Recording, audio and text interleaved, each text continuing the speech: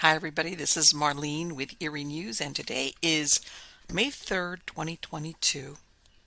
Tuesday, May 3rd, 2022. And I'm recording today in the middle of the day, so if you hear all these peculiar noises, which are part of my homestead, what can I say? I've got dogs, chickens, exotic birds, strange husband. So if you hear any weird noise, it's part of the background here in the daytime. But let's get on to interesting stories, shall we? First one here is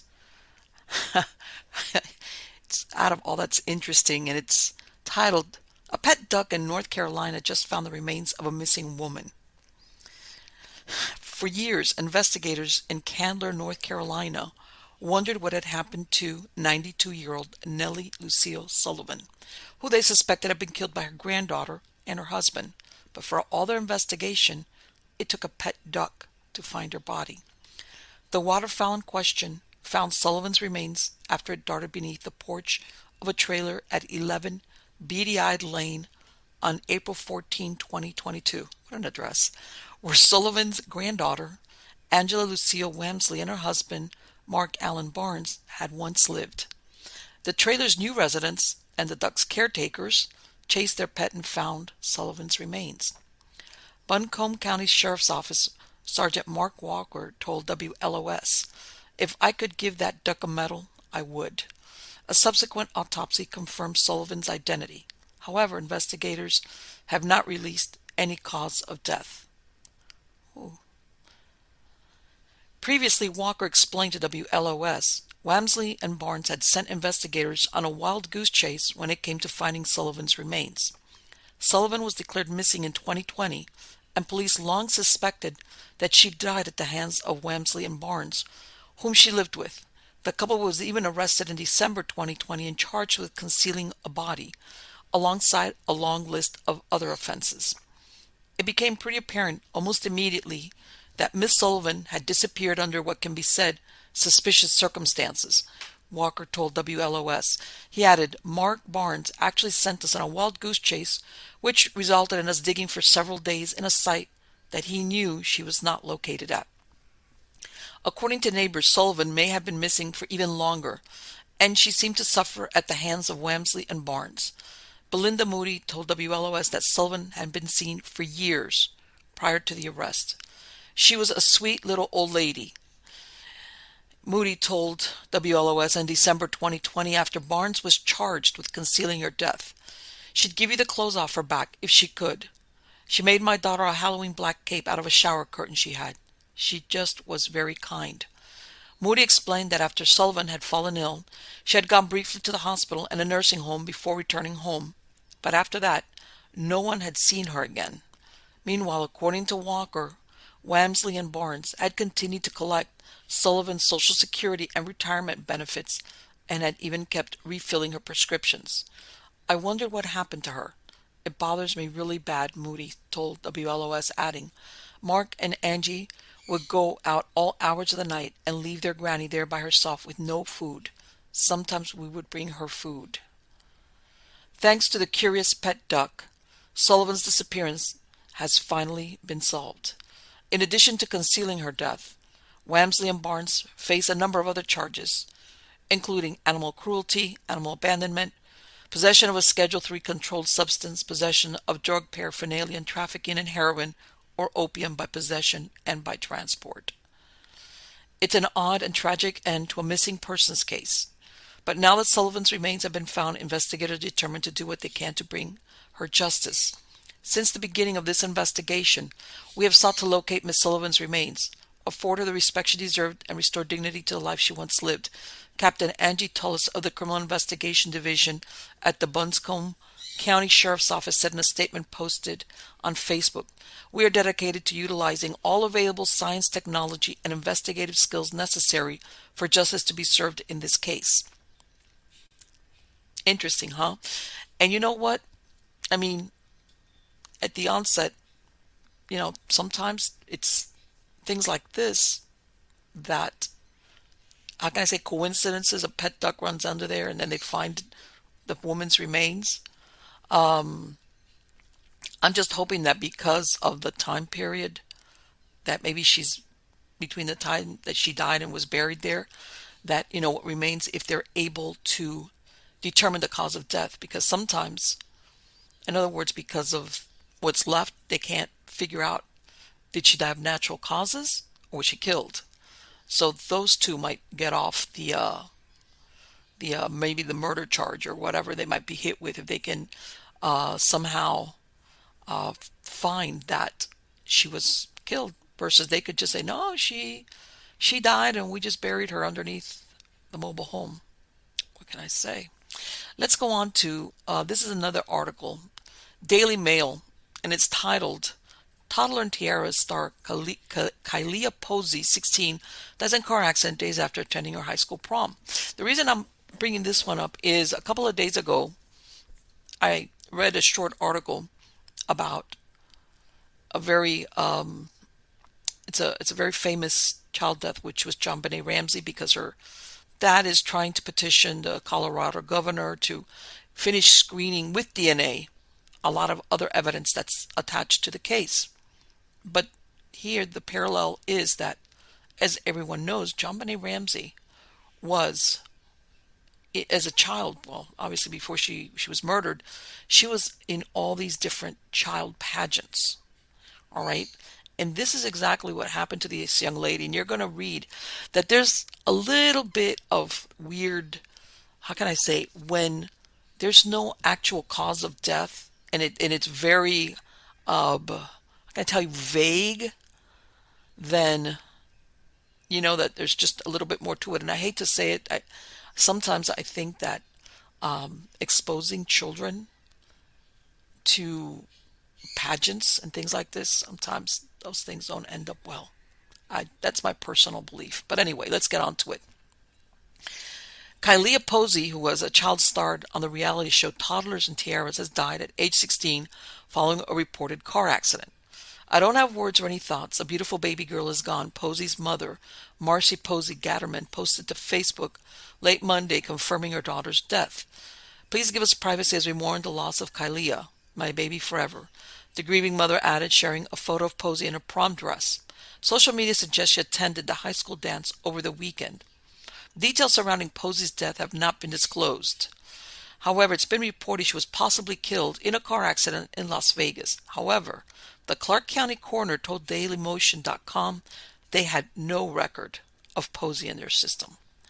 The medical examiner in Whatcom County, Washington, where Posey attends high school, declined to comment on her passing. Posey starred on Toddlers and Tiaras, a TLC series following the families of children who competed in beauty pageants. The show ran from 2009 to 2013. She became a popular meme after she was caught grinning from ear to ear during a segment on the reality show. She kept up with the pageant circuit throughout childhood and adolescence, having most recently competed for the Miss Washington Teen USA title in February. Although she was not crowned winner of February's competition, Posey earned the title of Miss Linden Teen USA last year. She performed contortions with Cirque du Soleil and was seemingly passionate about the art form, having launched a specific Instagram account dedicated to it. She also played the role of Agnes in the 2018 Netflix film Eli, according to her Miss Washington teen biography. Posey attended Linden High School in Washington and was named to the Dean's List as a freshman during the 2020-21 school year. Her mother announced last week that Posey had earned a spot on the high school's football cheerleading team for the upcoming session. After high school, the teen planned to study aviation in college and become a commercial pilot. Last month, Posey posted a photo of herself doing a backflip off a cliff in Ocho Rios, Jamaica. Peace, love, respect, Jamaica. The teen captioned that pic of the dangerous stunt and included the hashtag Daredevil in the post. While many of her followers applauded the teen for her risky stunt, her pageant coach, Cambry Littlefield, issued a warning to the teen. This photo stresses me out. Be careful, LOL, Littlefield wrote. Posey replied with a devil emoji. Littlefield's most recent Instagram post, published April 8th, also featured a picture of her holding a young Posey. She's wearing a shirt that reads, Kailia's coach. Happy pageant day from me Am I not so little any more princesses? The coach captioned the pic. Littlefield has not yet made a public statement about Posey's death, but did update their Facebook profile picture on Tuesday in tribute to the teen. Posey's loved ones and fans have taken to social media to share their heartbreaking condolences in wake of the teen's passing. Can't even believe this has happened. I'm praying for you guys to get through this. She always was so kind to all of us. Rest in peace, America's Got Talent magician Kaden Rocket wrote on her most recent Instagram post. Thank you for being someone to look up to, Kailia, commented Mariah Derby Wine, a fellow pageant competitor. Rest in peace. Sending prayers to your family, said Kennedy Johnston, who performed on NBC's World of Dance. There are really no words at this time that can make this easier. Our sweet pageant baby gone too soon. 16 years just wasn't enough, pageant makeup artist Natasha Shunto Wynn wrote on Facebook. And then it goes on and on and on. A very beautiful girl. I don't have the words right now. I will always remember our talks about Christ and the way you love so deeply. My favorite memory of you was right before we went on the stage for the production number at Dixieland this past year. I was looking for you, and you said, hold on. I'm reading my devotional. God comes first. Brooke Wilson shared online.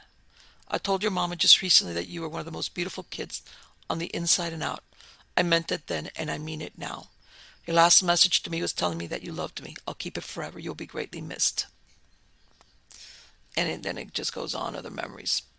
So, I hate to say it, but I think there's more going to come out of this story as to if she did indeed die in just a car accident. Also, what were the circumstances of that car accident? You know? So anyway, let's go on to the next one. This one's weird. This is out of Metro. And it's titled, Dead Woman Bangs on Coffin to Say She's Alive During Her Own Funeral. A funeral in Peru was dramatically interrupted after knocking was heard from within a coffin. The family of Rosa Isabel Céspedes Gallaca had gathered in the city of Lambayeque to pay their final respects on April 26. Rosa had been involved in a serious crash in the region's Chiclayo-Pixie Road. The accident claimed the life of her brother-in-law and left her nephews with serious injuries. She had been pronounced dead following the horrific crash and later loaded into a coffin ahead of her funeral. But when her relatives hoisted the wooden structure onto their shoulders, they began to hear strange sounds. They lowered the coffin and opened the lid to find a weak but very much alive Rosa peering up at them. Cemetery caretaker Juan Segundo Cajo said, she opened her eyes and was sweating. I immediately went to my office and called the police. Shocked relatives rushed Rosa, still in her coffin, to the referential hospital Ferena Fe in Lambayeque. Once there, Rosa was found to have weak signs of life and was hooked up to life support machines by medics, but her condition deteriorated and she tragically died just a few hours later. Her family, who had to say their farewells twice, are now demanding answers. They have expressed outrage at healthcare bosses at the fact she was declared dead in the first place.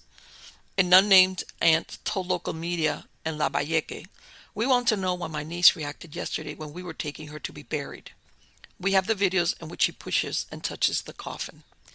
Rosa's family suspects she may have been in a coma following the crash, which could explain why she was pronounced dead the first time round. Police in Peru are now working to investigate just what happened at the Lambayeque Regional Hospital where she was first treated, which led to her death. Rosa's 3 nephews who were injured in the same crash as she are said to be recovering in hospital but still in a serious condition. You know what? This is interesting because we always think that, once upon a time where they were said people were scared of being buried alive because this would happen, the thing where people would put the bells, I'm talking here 19th century, would people put the bell because they would wake up and they were afraid of being buried alive. Because exactly of this, they would be declared dead when in reality they weren't, or they were in deep coma, and you think, wow, that was a long time ago. Things like that don't happen anymore. I beg to differ. And you would think, I don't know, who just decided arbitrarily to look at this woman and declare that she was dead. I mean, Makes you wonder. I hope that there aren't other people they buried that went to this hospital for treatment and come to find out that's horrific. That is very horrific. And if I was her family, I'd be irate, but I don't know how far that's going to go. But yeah, hello. If you think that, yeah, we're very lucky we have modern medicine here in the United States, which I even hate to say it, you can still be maintained alive, if you're hooked up to life support systems. But over here, man, and it makes you wonder if they would have treated her originally when she went to the hospital, if she could have been saved instead of being put in a coffin and not treated. All right, let's go on to the next story. This is kind of sad, but it's out of Fox 5 New York, and it's titled Woman Investigating Dog Attack Killed by Pack of Dogs. Police arrested an Alabama dog owner after a pack of dogs attacked and killed a state employee investigating an earlier attack by the same dogs. The Franklin County Sheriff's Office says that Jacqueline Summer Beard, an Alabama Department of Public Health employee, went to follow up on an alleged incident involving dogs owned by Brandy Dowdy. The same pack of dogs allegedly attacked a woman earlier in the week.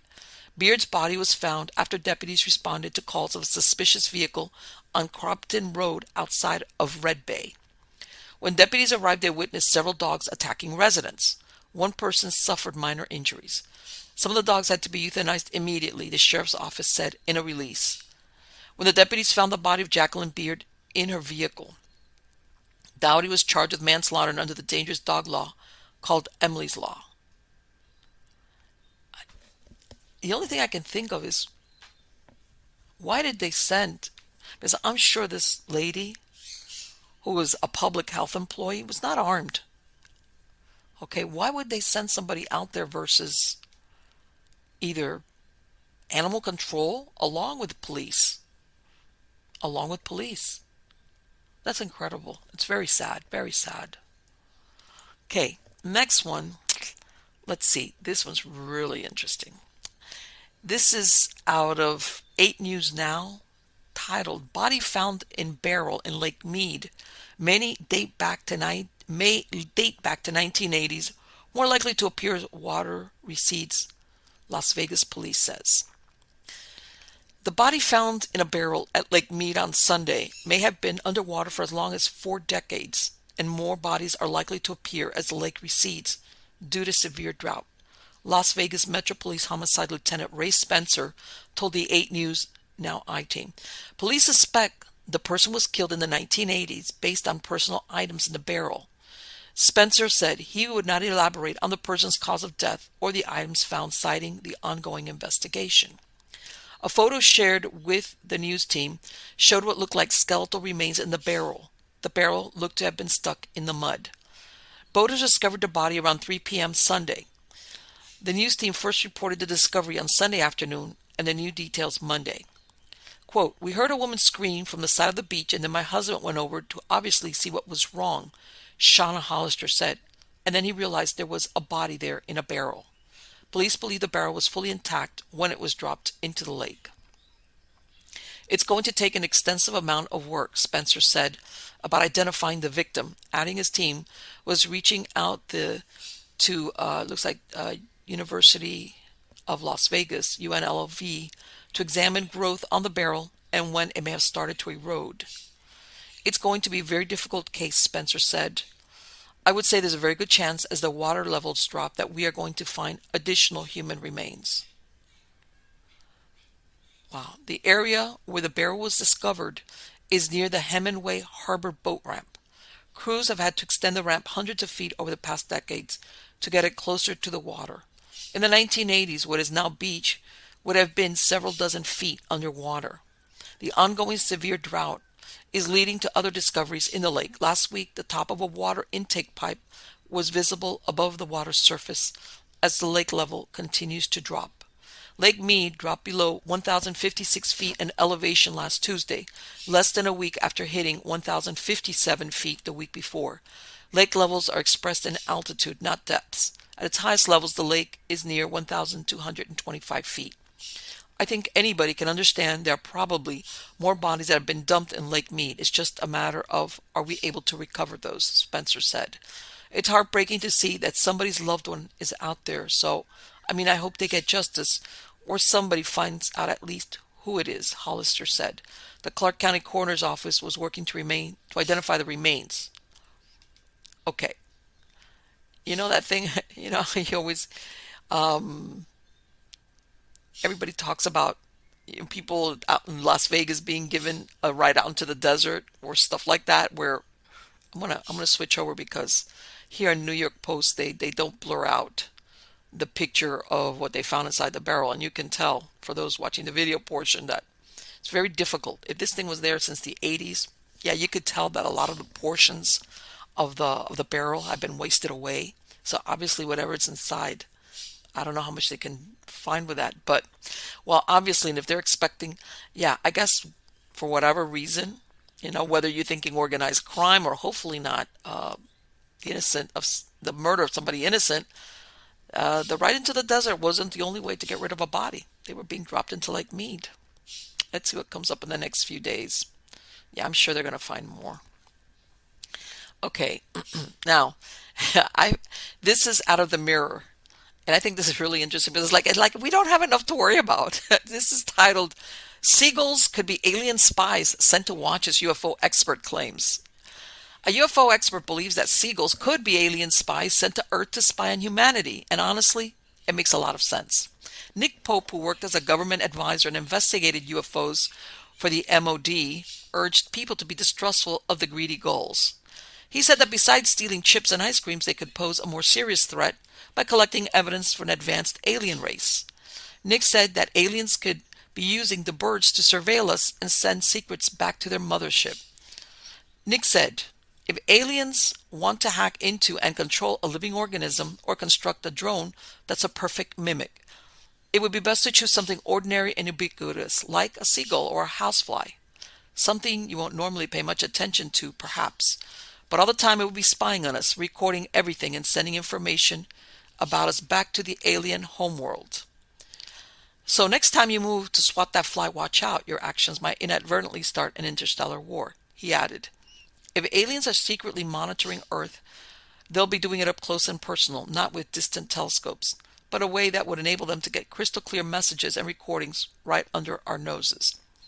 Any civilization capable of getting from other star systems undoubtedly has technology that would seem like magic to us. And one possibility is that they might be able to implant a living creature with tiny cameras and recording devices and then control its thoughts to position it anywhere of interest. A related alternative would be to construct drones that are indistinguishable from an animal, a bird, or an insect. If that sounds like science fiction, it isn't. People have probably seen on the internet some images of insect-like drones that spy agencies allegedly use. As ever, if that's the stuff they're showing you, what else have they got that they aren't showing you? By way of comparison, aircraft like the stealth fighter and the stealth bomber were flying for years before they were public knowledge. The military and the intelligence agencies have things that look like they come out of a science fiction movie or a James Bond film. There are some real-life cues out there for sure. So just imagine what an alien cue could do. I'm sorry. I'm not discounting it. I'm not because you know what? Anything in the last 2 or 3 years, you find out things that you thought were impossible or improbable, they're not. They're possible and probable. But, I have to laugh because, talk about paranoia. Yep. All right, we're going to go on to the next story. This is out of Daily Mail. And I'm sure if you haven't already that Naomi Judd recently died. They first stated it was due to mental health, but then it turns out apparently she committed suicide. And from what I understand or what was reported, she had mental health problems previously for depression from years back. But anyway, this is interesting because it says Naomi Judd's granddaughter, which I never knew about this, will miss the country music legend's funeral because she's serving 8 years in prison for cooking and dealing meth. Holy crap. Naomi Judd's wayward granddaughter will not make it to the country music legend's funeral because she's still behind bars serving an 8-year prison stretch for cooking and dealing meth. Grace Kelly, 26, the daughter of Winona Judge, never asked to be released from behind bars in Tennessee, Dorinda Carter, spokeswoman for the State Department of Correction, reported. "We have not received a request," Carter said. "No one has asked." The Grammy-winning singer died of suicide at the age of 76 on Saturday after a lifelong bout with severe depression. She was inducted into the Country Music Hall of Fame on Sunday. It's unclear when her funeral will be held. Kelly was arrested in 2020 and sentenced to 8 years behind bars. She was granted parole in 2021, but was soon back in prison after violating her parole conditions.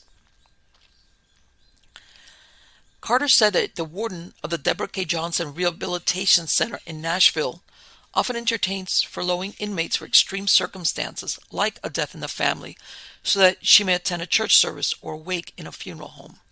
The requests can come from a family member, lawyers, or the inmate herself, Carter said, but no one asked.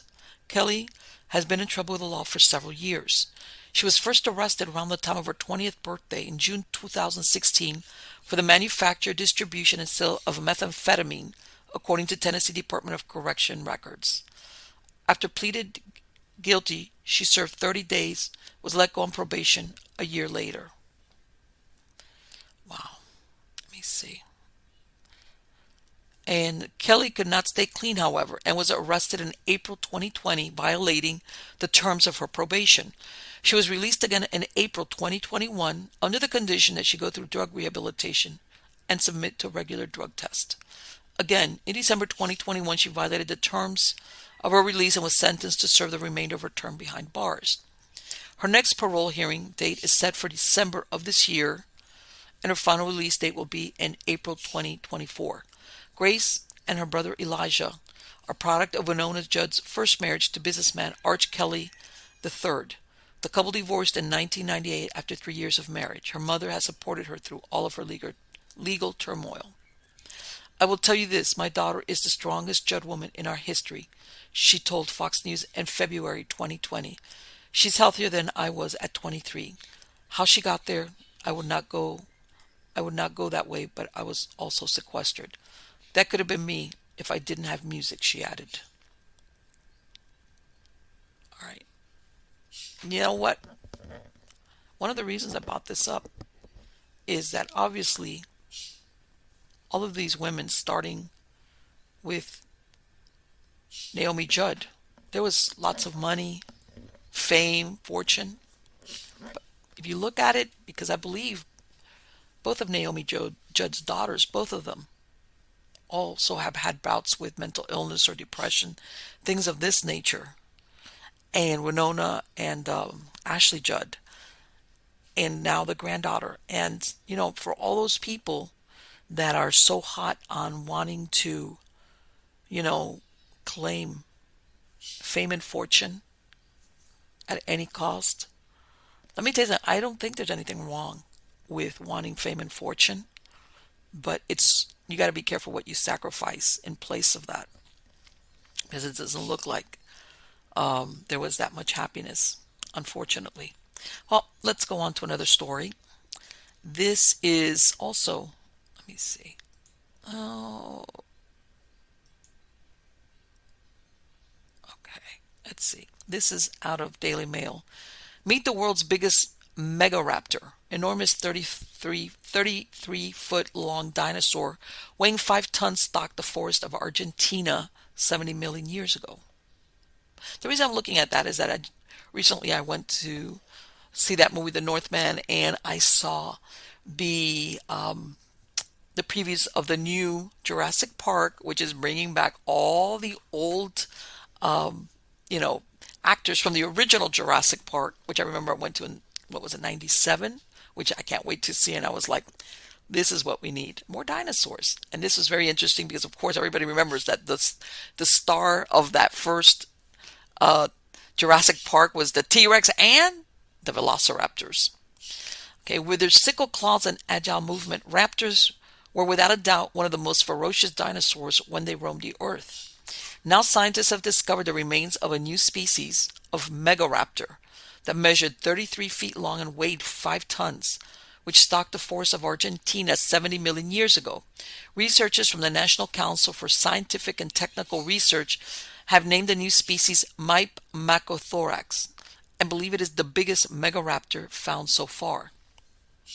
The bones of the megaraptor were uncovered in El Calafate, 1,677 miles from the Buenos Aires, days before the global pandemic broke out. With Mype, we beat the pandemic, said Fernando Novas, leader of the team that collected the bones.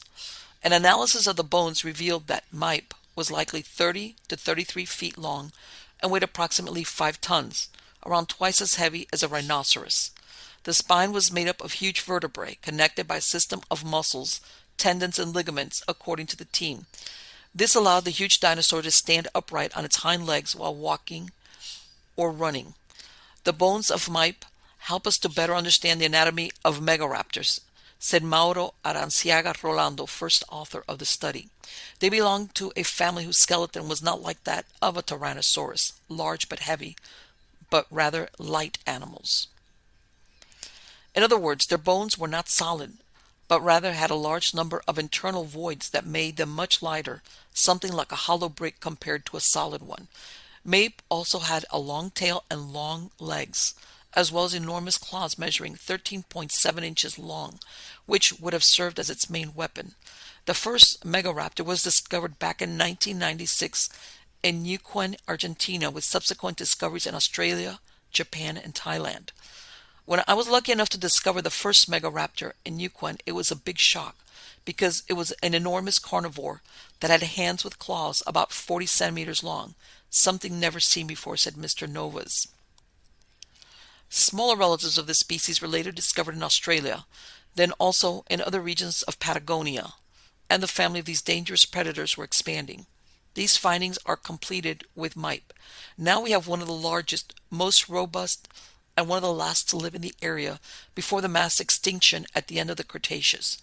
El Calafate, the area where Mype was found, would have been very different 70 million years ago, according to the team. It was a warm ecosystem, Mr. Novas explained. There were aquatic and terrestrial snails, plants of very different affiliations. It was a forest, almost a jungle, with puddles, lakes, streams, and diverse creatures such as frogs, turtles, fish, and small birds and mammals. The Andes mountain range had not yet risen. From all those organisms that lived back then, we were collecting fossil remains, and now with Mype we have added a super predator, which allows us to complete the food pyramid. While the discovery of Mype's skeleton helps us to shed light on the life of megaraptors, several questions remain unanswered. Megaraptors are quite enigmatic predators, and although Mype helped us to tie up several loose ends, especially their kinship relationships with other carnivorous dinosaurs, aspects of their hunting behavior still remain to be elucidated. For example, what their favorite prey would have been, among other things, Mr. Rolando asked. The team now plans to revisit the site in the hopes of collecting more data about megaraptors. Wow. Interesting. And that's very interesting what they say about their bones. That maybe this allowed them, of course, to run faster, run after prey, if they had basically lighter bones than, let's say, a T-Rex.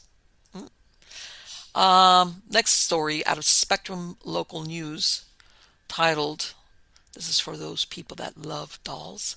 Researchers find dozens of creepy dolls along 40-mile stretch of Texas beach. Imagine an idyllic stroll along Texas beach, and you stumble upon a doll that would make Annabelle from the Conjuring movies run for cover. Finding creepy dolls isn't a job researchers with the mission Aransas National Estuarine Research Reserve are tasked with, but it's part of a day's work.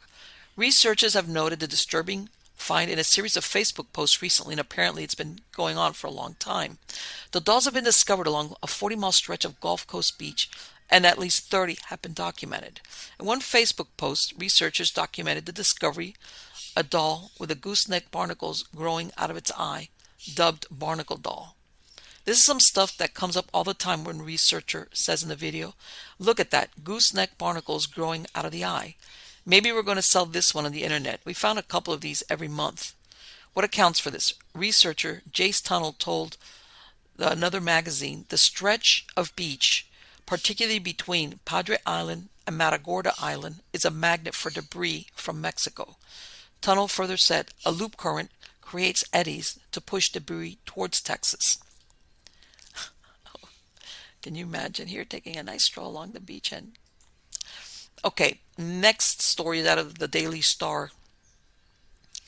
And I brought this one up because I recently did an article about this, and it's titled Ghost Hunter Touring UK Describes Haunting Moment He Felt Demon Hand on His Neck. Ghost hunter Tony Ferguson and his team were left horrified during a recent trip to Ancient Ram Inn, were so spooked by their findings they decided to leave the allegedly haunted inn early. A ghost hunter touring rumored haunted sites in the UK has said they had to leave one location early because they were so scared. Tony Ferguson, 37, is a part-time paranormal investigator and visited many of the supposedly haunted places in the UK with the intention of debunking rumors, but that is not always possible. The paranormal team from New Forest, Hampshire, has since recalled a trip to Ancient Ram Inn in Gloucestershire that left them convinced the location was one of the most haunted in the UK.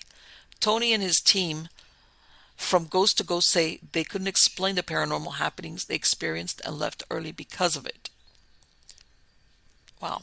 Tony said, I was very skeptical, but there were so many things I couldn't explain. I'm not normally on edge during investigations, but this place felt very eerie and sinister. I kept seeing this thing floating above us. It seemed to be following us around. At one point, we heard someone say the word jinn, which is Arabic for spirit or demon.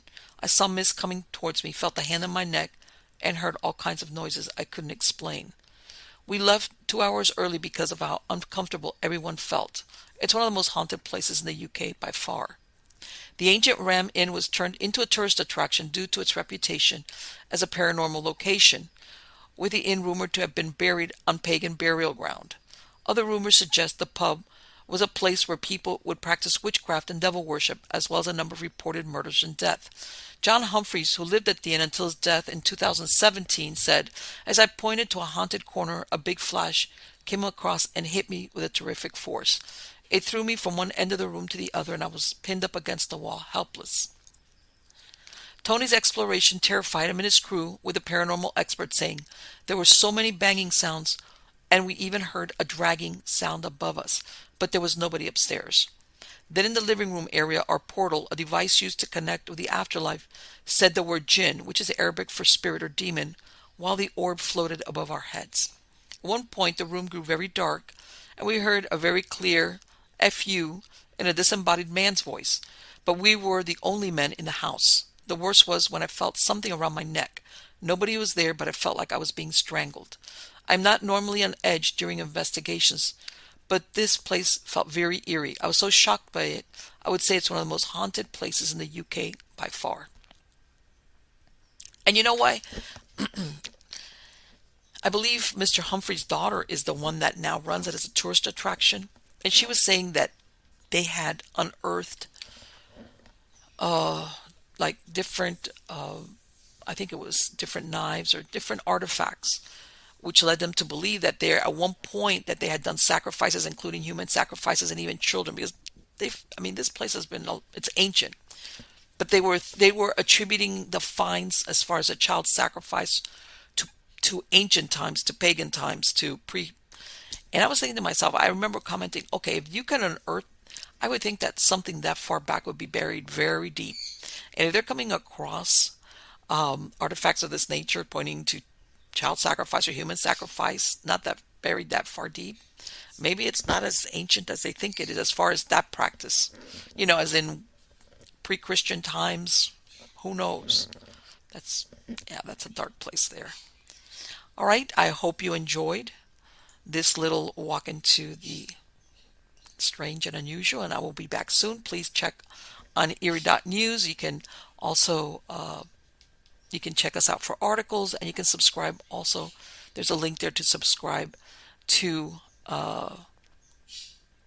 my newsletter, and also you can also we also have either links for if you want to download any of the podcasts or look at the video version of any of these broadcasts of Eerie News.